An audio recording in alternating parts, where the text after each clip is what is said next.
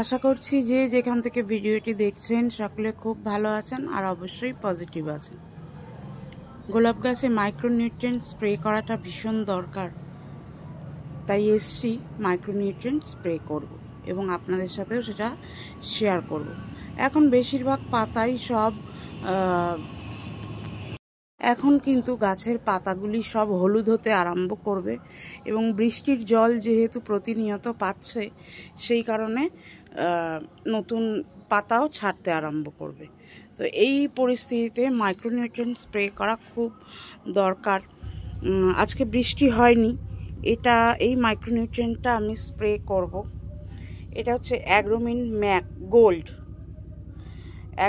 Gold. এই মাইক্রোনিউট্রিয়েন্টসটার মধ্যে এই উপাদানগুলি আছে, প্রত্যেকটি উপাদান বোঝা যাচ্ছে। এটা পার লিটারে 1 ml করে আমি স্প্রে করব।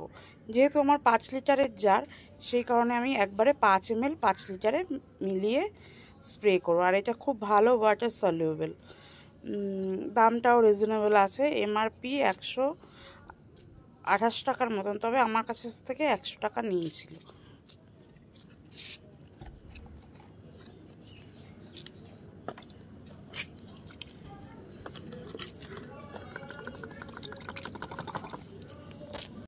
কৌটোটা দেখতে অনেকটা এরকম।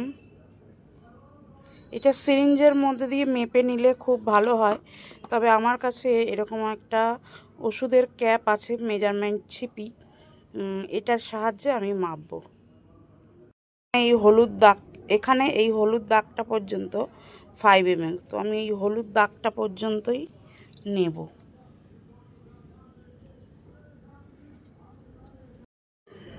পুরো হলুদ দাগটা পর্যন্ত মানে 5 ml, এটা আমি 5 লিটার জারে মেলাবো।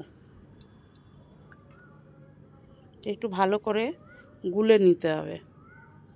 ভালো করে প্রত্যেকটা গাছে স্প্রে করে পুরো স্নান করিয়ে ভিজিয়ে দিতে হবে, স্নান করানোর মতন ভেজাতে হবে। তো আজকের এই ভিডিও এখানেই শেষ করছি।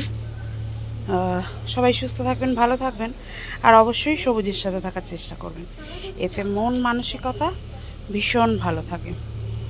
তো bye bye, thank you for watching.